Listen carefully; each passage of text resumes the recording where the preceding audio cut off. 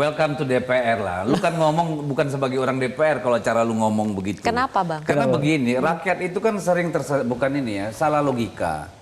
Bahwa DPR ini seolah-olah adalah penyelesai masalah. DPR ini lembaga legislatif. Kalau lu berharap membangun ini itu bangun apa? Lu kan legislatif bukan eksekutif. Yang paling bisa lu lakukan adalah bagaimana memperjuangkan, membawa anggaran sebesar mungkin tuh daerah. Tapi itu kan juga pertempuran oleh semua anggota DPR gitu loh. Jadi nggak ada hubungan itu low profit, high impact, nggak ada urusannya itu Pak. Itu terlalu apa menurut saya.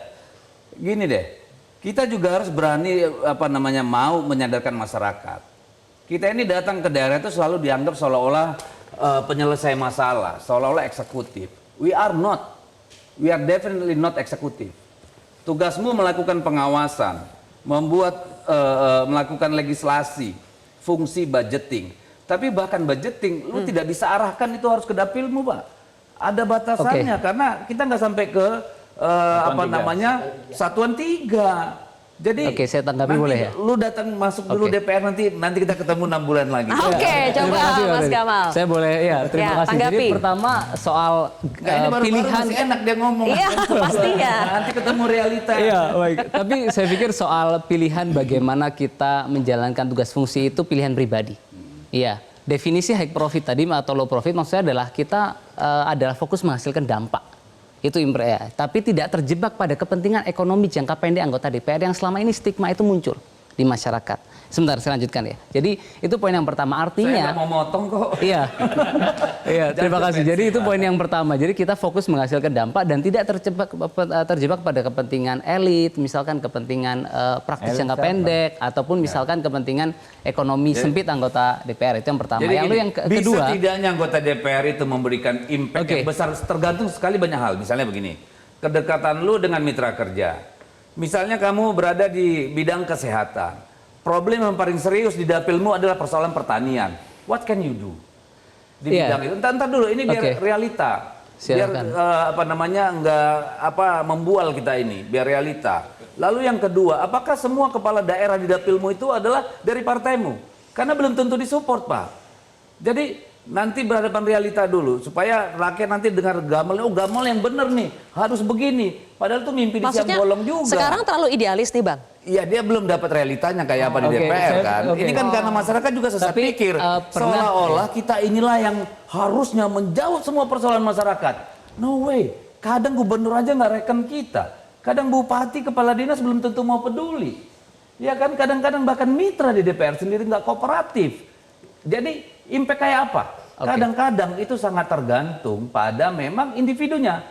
Mau nggak capek melobi dari mulai menteri sampai dirjen, direktur terus sampai ke bawah. Baru kita punya baik, Mas Gamal, silakan. Sudah, terima kasih Bang Deddy. Jadi ada data soal ini, Mbak. Jadi ada satu data yang menunjukkan memang dari 100%, 100% advice yang diberikan oleh DPR itu angkanya 20% yang advice-nya itu atau diikuti oleh pemerintah.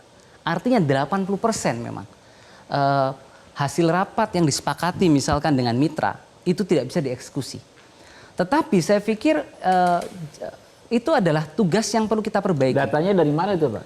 Inter Parliamentary Center kalau tidak salah. Nggak benar. Dia mengkaji. Nggak benar. Jadi kalau kesimpulan DPR itu mengikat, ya. Tapi memang nggak bisa tidak ada hal teknis gitu loh. Iya, tapi kalau Anda bilang persentase itu apa ukurannya gitu loh? Iya, itu data yang tadi disampaikan di Interparliamentary Center mengatakan demikian. Artinya nggak tepat, pasti nggak tepat. Enggak, Bang Habib bisa mengcounter soal data itu. Saya akan menyampaikan data yang ada. Ya. Artinya kedua, lalu saya pikir ya walaupun dikatakan idealis, tapi tidak ada salahnya ketika saya misalkan masuk ke parlemen. Saya betul-betul ingin memperbaiki literasi numerasi anak-anak. Dengan ketika saya rapat dengan kementerian, saya ingin menyampaikan masalah fundamental kita. Sekarang bukan lagi sekedar membuka akses. Tapi bagaimana proses belajar mengajar bisa menjadi lebih baik.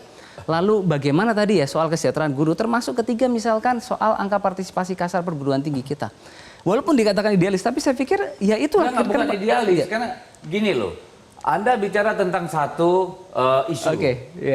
Lu kan harus cek di dalam APBN ada nggak tuh barang. Kalau ada di APBN, apakah merata di semua provinsi?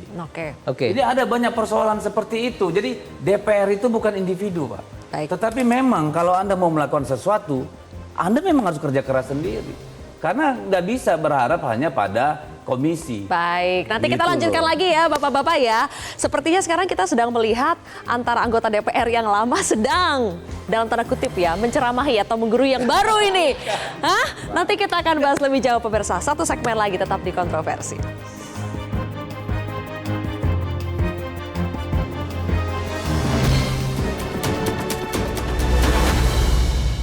Jelajahi cara baru mendapatkan informasi. Download Metro TV Extend sekarang.